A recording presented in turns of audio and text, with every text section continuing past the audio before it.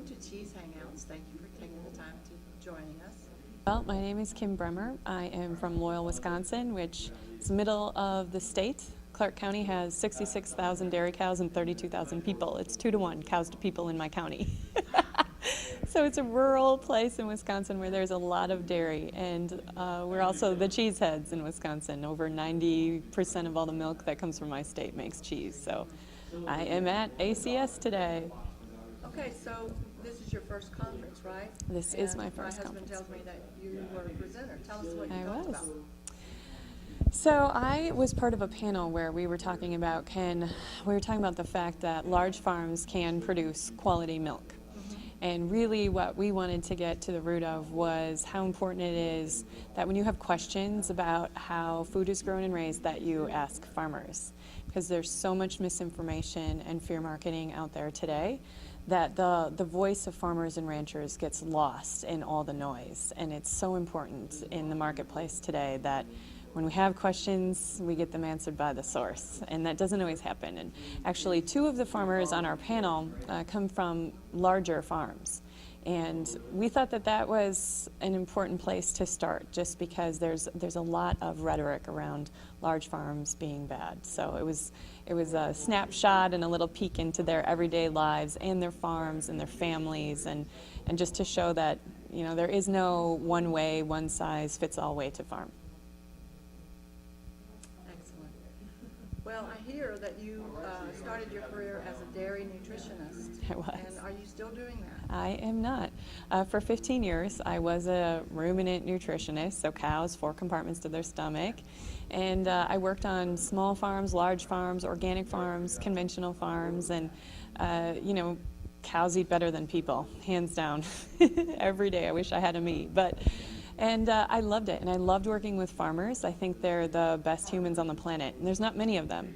In the U.S., according to the last census, it's 1%. So farmers today are outnumbered 99 to 1, and they're producing all the food, fiber, fuel, pharmaceuticals for everyone else. So, and then I started volunteering for a group called Common Ground. And Common Ground is a grassroots organization. It's all women in agriculture. There's 200 volunteers in maybe 18 states, I think we're up to now. And we volunteer at consumer events to answer questions about farming. And we set up a booth at things like women's expos, dietitians conferences, and women wait in line to come in and ask questions. It has all the hot button issues on the booth. Are GMOs safe? Are there antibiotics in my milk and meat? Is local better? Is grass-fed healthier? And I always knew that there was a disconnect between an average consumer and a farmer, but I didn't realize how big it was until I started volunteering for Common Ground. So what's the most logical thing to do? Leave your great job and all the people you love and start your own business as a professional speaker and travel the country and Canada and China and talk about how food is grown and raised. Wow, that's so impressive. The thing is about cheese is I've found that most humans really love it. So it's an easy door to open. Would you agree with that? I would agree with that. I have a shirt that I've been wearing, and it says, "Cheese makes me happy." And I wore it, on the way up here, so I had 10 people at the airport. Me too, pointing, that makes me happy too. And it just opens the door to dialogue. I have my favorite t-shirt that I also love to wear at the airport. It has the outline of my state, Wisconsin, and it says, "We put cheese on our cheese."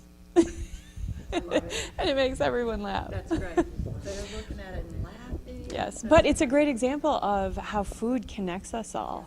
And this discussion about food is so important, and we all need to be involved in the discussion, but we have this real responsibility to tell the story of agriculture with that.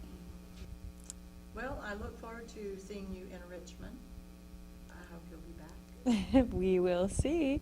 I hope so. This has been a great conference, and I've met some really great people, and that is always the difference, right? It's not about where you go, it's always about the people that make the difference. Yes, and you'll find if you continue to come back, you'll find that these people it's more like a family reunion when you see them. And it's such a close-knit group, and it's a fun group, so I hope you'll come back.